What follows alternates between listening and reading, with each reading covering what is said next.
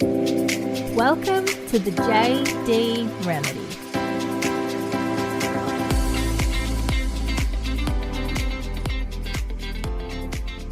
Hello, my love buckets. Welcome back to another episode of the JD Remedy. Thank you so much for tuning in this week, guys.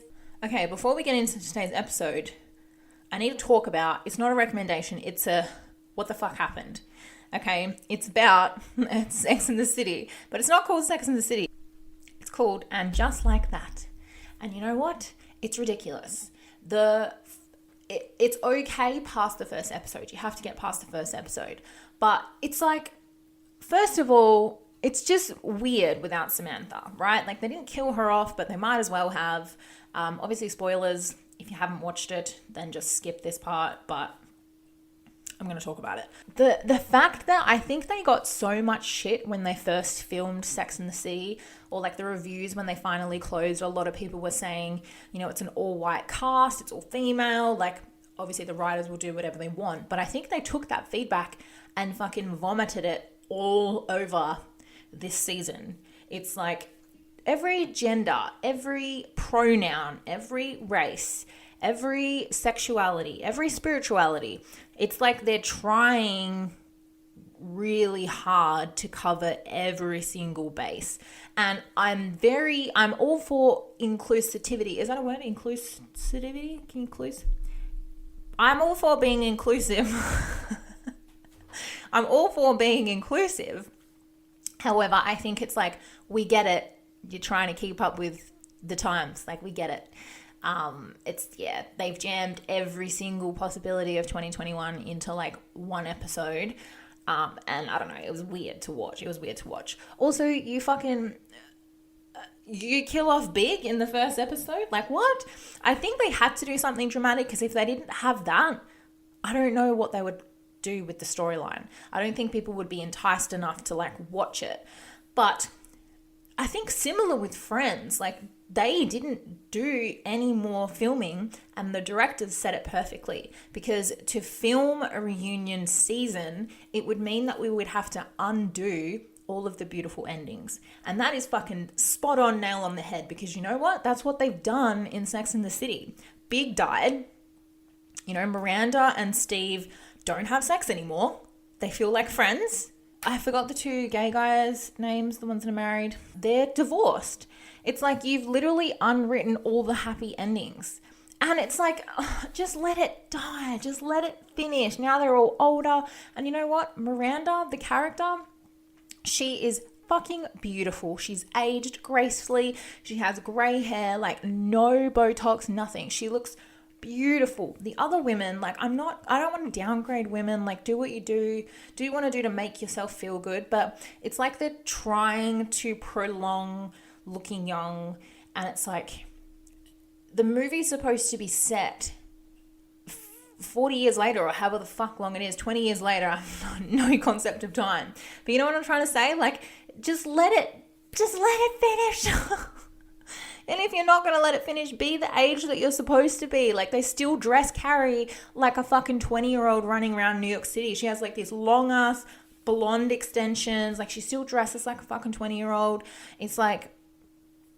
And you know what really frustrated me is Charlotte. I thought Charlotte's character, unless I'm missing something, like, correct me if I'm wrong, but I don't think Charlotte was this snobby in Sex and the City. She becomes this like really pretentious, like snobby person. Everything has to be like immaculate. Everything has to be high quality. Like, her daughter doesn't want to wear a dress, and she's like, you have to wear a dress. We all match. I bought you this really expensive dress. You have to wear it. And she hosts a dinner party, and she like starts talking about who they know that's black that they can invite to their party. So they have a black person at their party. It's like, when did you become this pretentious, like, snobby asshole? And I don't like this Charlotte. I loved Charlotte in Sex and the City. Like, I don't know if I'm missing something, but I feel she wasn't like that. Anyway, yeah, I'm just really frustrated. And now that Biggs died, Carrie's moved into her old apartment, and you can see that she's starting to, like, go back into that lifestyle that she was when she was single. And it's like, are we literally just, it's a circle. like a circle. We're just going to be right back where we were at episode 1, season 1. Just leave it. Let it die. It would have ended beautifully the way it did. Like, everyone was happily married. Everyone got back together. Like, oh, they've ruined it. Honestly, they've ruined it. So, yeah, don't watch it. If you really enjoyed Sex and the City, don't watch it because it just ruins everything for you. Even if you haven't seen it, this has probably ruined it because you've just listened to the spoilers. But, yeah, it's frustrating. Anyway, let's get into today's episode. I'm not someone who talks politics. Like, I really hate it. I think it's inappropriate. Everyone's entitled to their opinion. Never push your judgments onto people, you know, that kind of thing. But I am raging today. There's a few things I want to talk about today in terms of what I've learned from 2021. And the biggest thing that's pissing me off right now is this goddamn vaccine and these restrictions in WA. I'm recording this on, I don't even know what day it is. Holiday mode was activated a long time ago. It's currently the 27th of December. And as of today, one new local case of COVID was detected, and all of the New Year's Eve events were cancelled. The thing that frustrates me is I get that we're like keeping people safe or whatever, although I'm really losing faith in that motivation. But, you know, we get pushed into vaccines and, you know, restrictions are in place if you're not vaccinated. You know, we need to get to a certain percentage of vaccinations to go back to normal. We need to learn to live with COVID, blah, blah, blah. I'm double vaxxed and I still can't do anything that unvaccinated people can anyway. Like, all of the events are cancelled. We still have to wear masks. So I'm just like, what's it for? Like, I'm someone that I really like sticking to the rules. Like, I'm a very rule book orientated person. I like structure. I like authority. Like, that's just how I live my life. But I'm losing fucking motivation to follow the rules, because for what purpose am I following the rules if I'm still going to get punished? Things are still going to get taken away from me. You know, like, COVID is going to happen. Like, it's sorry to say it, but it's like survival of the fittest, right? You either choose to get vaccinated or you don't. It's completely up to you. If you get sick, you get sick. If you die, you die. And I know that's horrible to say, but like, it's been 2 fucking years. How long is this shit going to go on? Western Australia are opening their borders, I think February next year.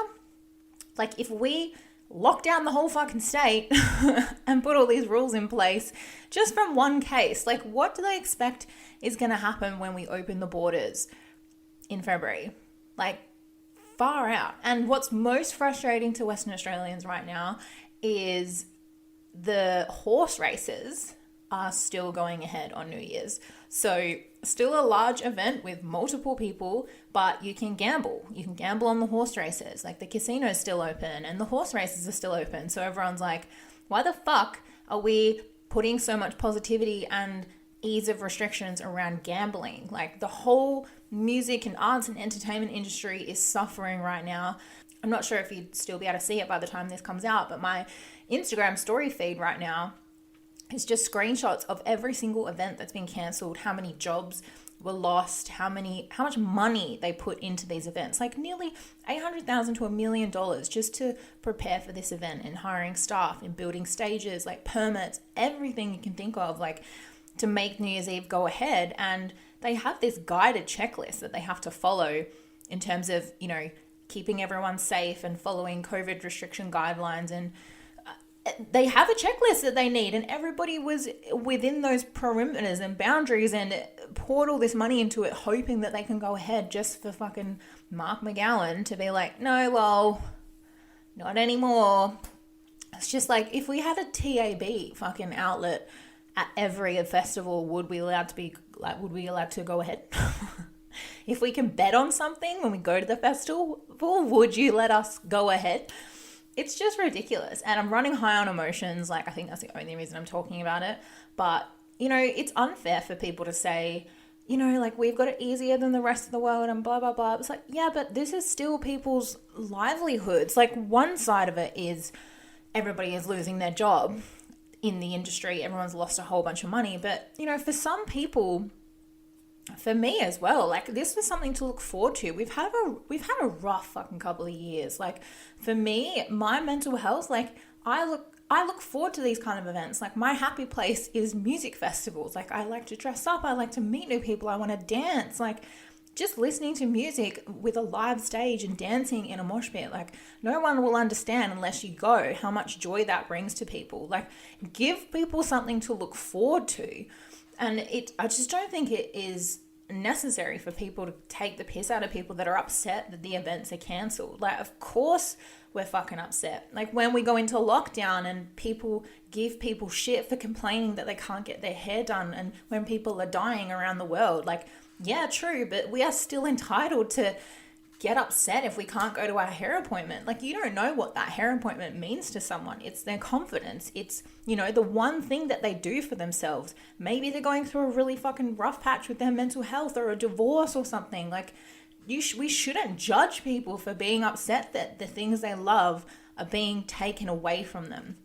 And especially if we've done everything right and we're double vaxxed, we still have to wear masks. Events are still cancelled. So it's like, what the fuck is the point in playing by the rules anymore if everything's going to be the same? Like, my unvaccinated friend, her and I are in the same boat right now. I'm vaccinated, she's not. We still have the same restrictions. At least let the event go ahead for vaccinated people. Like, that would be understandable, right? Like, there's less chance. Like, I don't even know the science behind the difference, like why we still have to wear masks if we're vaccinated. Like, I'll put a disclaimer out there. Obviously, I don't know all the health facts and the scientific facts, and I'm not a doctor or anything. I'm just speaking by what I see. Like, they never explain anything in their press conferences. They just say, these are the new rules. Like, they don't explain why. It's just like, hey, everything's been taken away from you last minute. Too bad. Like, too bad if you follow the rules. Too bad if you're double vaxxed. Like, doesn't fucking matter. Like, the same rules apply to everyone else. And it's just so disheartening. And for once, and again, I'm someone that follows the rules, and I have agreed up until this point why it's keeping us safe, but I'm like losing connection with reality at the moment, and I just don't trust it anymore. I'm very unmotivated to do the right thing right now, because it's like, for what? Like, I don't want to go get my booster shot now, because it's like, why the fuck? Because I got sick from both shots. I was sick for like a week or two with the flu symptoms. Like, why the fuck would I put myself through that again and take time off work for a booster shot that's not going to give me any different to someone that's unvaccinated? Like, it's all speculation at this point as to if it even works. Like, they literally came out and said the vaccine you currently have is not going to help you if you get Omicron. Like, what? So I'm losing a lot of faith and losing trust. I'm losing motivation to do the right thing and stay on track. And again, no judgment to anyone that feels the opposite, but I'm just voicing my opinion, and it's getting really difficult to try and want to do the right thing if it's just constantly met with, I don't know what's the word to use, but it's very frustrating. So I'm very frustrated, as you can tell. So yeah, that's what's going on in Perth as of today. There is a huge uproar, especially from the events community. But yeah, obviously over Christmas and today, I think it went for like 5 or 6 days, there's been a heat wave in Perth, the hottest Boxing Day and Christmas Day on record. I think it reached 43 or 44 degrees Celsius. For anyone that's not in Australia, that's fucking hot.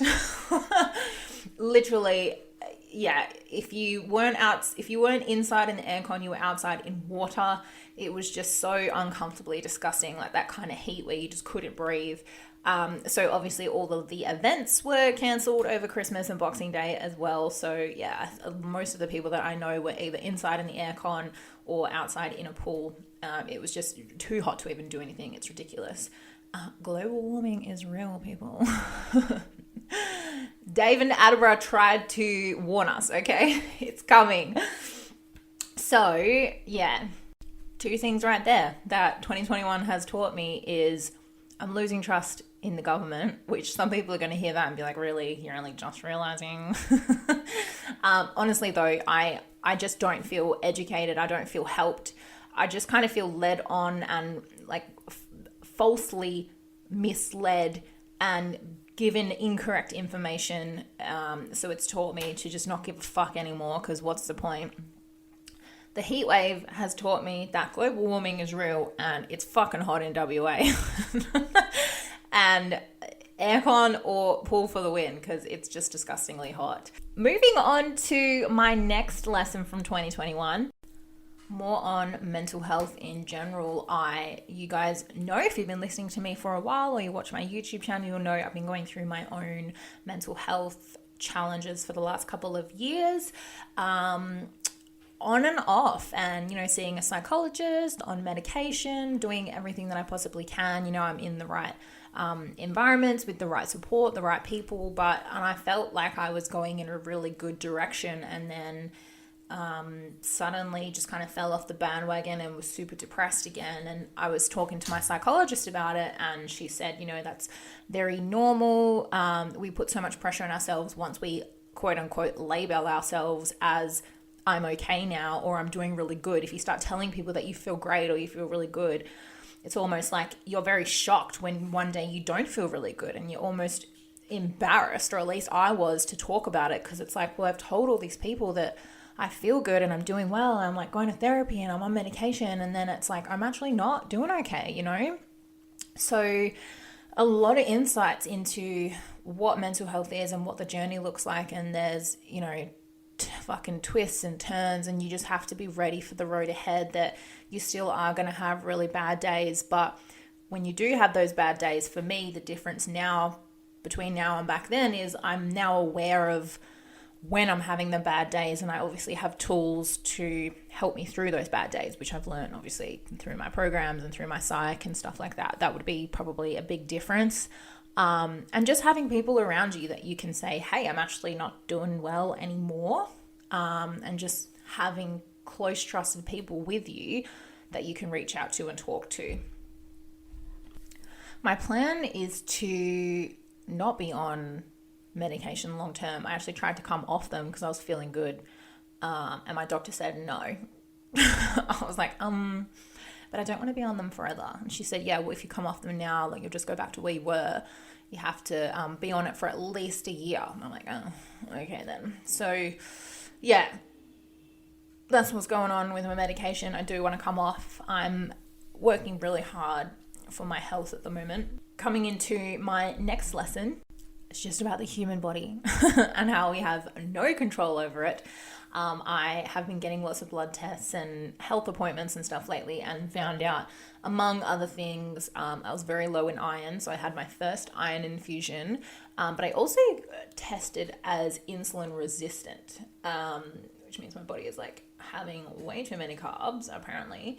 And I just got really disheartened because I feel like I'm really healthy. Like, I exercise 4 to 5 times a week. I eat really healthy, like I track my macros, everything. But it's your body. Like, if your body is just like, nah, not having it, like I'm not using this food appropriately and doing what it needs to do. And she's like, if you don't change it, you'll be diabetic. And I'm like, what the fuck? Like, I'm fit, I'm healthy. Like, this is not fair. And just not having the education around food. Like, she's like, you need to change your diet. I'm like, okay, but like I am in contact with a nutritionist, but it fucking costs, like, everything just costs so much money. Like, being healthy costs so much money. And I'm like, I don't have the money to spend on psychologists and nutritionists and chiros, and like, fucking hell, maybe I do need to start an OnlyFans, you know? So just the frustration of not being able to immediately change my diet, because I don't know what it is about my diet. You know, what carbs are good carbs, and how much of the carbs should I have if I'm insulin resistant, and, you know, like, how to change the diet to improve that state of my body and, you know, to fucking not be diabetic. So that was really hard to hear, and it has been challenging. But yeah, it's all like hormones and my energy levels, and it's just fucking all out of whack. And you know what? I'm just exhausted trying to maintain and keep up with my health. Like, my health is really important to me, which is why I give it so much attention and time that I do, and money that I don't have. But, you know, it is really important to me, and I do want to feel better. But it's such a long process, you know. It really is. And obviously, I know it goes without saying that there are other people that have way more serious health problems than I do. But I am in no way comparing myself to other people's situations, just what I've been going through, you know? So it's frustrating, and I do look after myself, but I'm going to continue to look after myself, apparently, just in different ways. So whatever that looks like, I will find out fucking one test and one consult at a time. Whew. So it brings me to another lesson from 2021, is kind of tied in with mental health, but it's also like being assertive and setting boundaries. That's something I've really tried to work on this year, is saying no to things, especially in the workplace. And it also ties in with, you know, I communicate with my guides a lot now that I've had like spiritual readings, and I know that they send you signs, and it's up to you whether you take them or not, but you know, they're there for a reason. And that's really resonated with me this year. And now I really understand why I go through these episodes of like turmoil within myself. Like I feel super depressed and lost and unmotivated.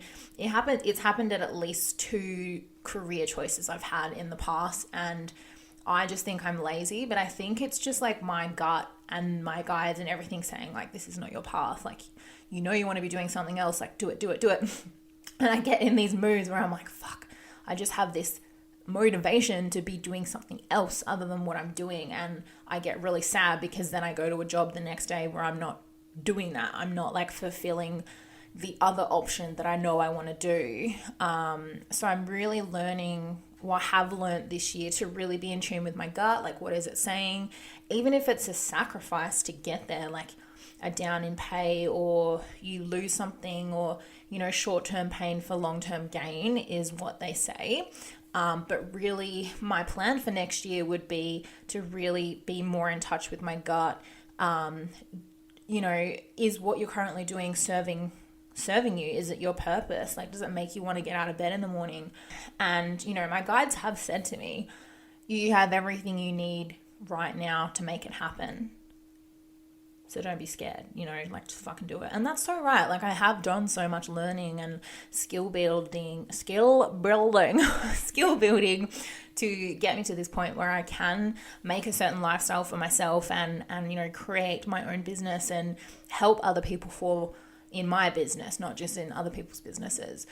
So yeah, that has been a huge lesson, and I just need to get the courage to just say fuck it and do it and make something of it. And I will. Watch this space. It's coming. But yeah, it's tricky. And, you know, they also said, you know, you are torn between your head and your heart, and it's a constant battle between, you know what you should be doing in your gut and your heart, but you overthink shit. Like, I'm sure you girls that are listening have experienced that before, like this constant battle of, you know, what if this, what if that, and your head just fucking explodes with all these ridiculous, overwhelming thoughts, and, you know, you lose touch of what you wanted in the first place in your gut and in your heart because you've talked yourself out of it. So I think, you know, something I preach is having accountability and having mentors. I really do think I should get another mentor just to hold me accountable. Like, if I say to them when I'm in my most vulnerable space and just say, you know, this is what I want, make it happen, so they can hold me accountable to that. So when I get to those moments where I'm like, oh, you know, I've thought about it and I'm not sure, I don't know if I can, blah, blah, blah, bleh, all that disgusting shit, they can be like, nope, you fucking told me this is what you wanted and I'm going to make it happen for you. Like, this is what you need to do. Like, slap out of it. And like, give me a virtual slap across the face, kick up the bum if that's a bit aggressive for you. But you get where I'm going with this. Like, I do value mentorship and accountability. So I need to make it happen. But yeah, but I think we'll wrap it up there. There are definitely just some big takeaways that I've had this year, you know, like all this crap with the vaccine and restrictions and politics, like it's exhausting.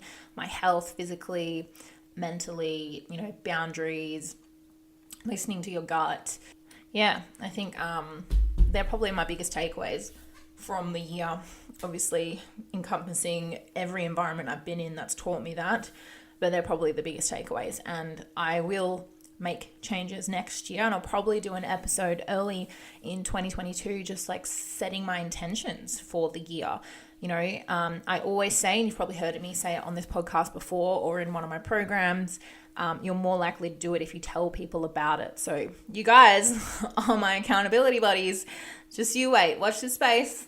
I'm going to tell you and you're going to hold me to it. But it goes without saying, if you guys want that support, I'm always here with me. Always here with me? Yes, I am.